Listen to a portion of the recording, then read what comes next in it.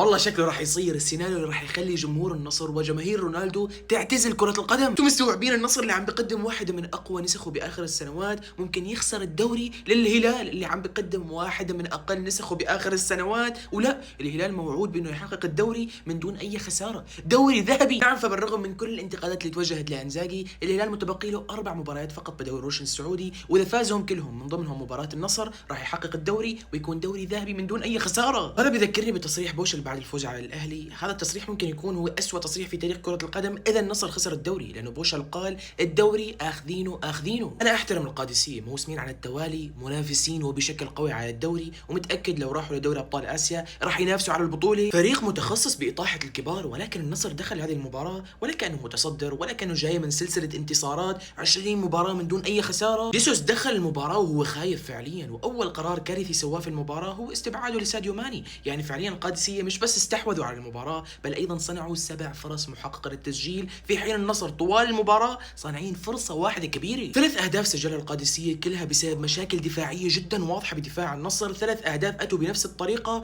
بروزوفيتش وانيجو مارتينيز قدموا عك كروي فعليا، لا ونزل ايمن يحيى وزاد مشاكل الفريق اكثر وتسبب الهدف الثالث. بعدين بحس احيانا جيسوس حافظ مش فاهم فعليا، طوال المباراة عم يلعب بخط دفاع متقدم والقادسية كانوا مستمتعين بالمساحات اللي كان تركها لهم. طيب كيف دفاع متقدم وانت مو قادر تضغط، والقادسية هو المستحوذ على الكرة، هو اللي عم يلعب، هو اللي عم يهاجم، هو اللي عم بيسوي كل شيء في المباراة؟ والله بيكون سيناريو جدا قاسي على كريستيانو رونالدو وعلى النصر في حال خسروا هذا الدوري. الامور حاليا بيد النصر وبيد الهلال، اللي بيفوز بكل مبارياته القادمة بالدوري راح يحقق اللقب.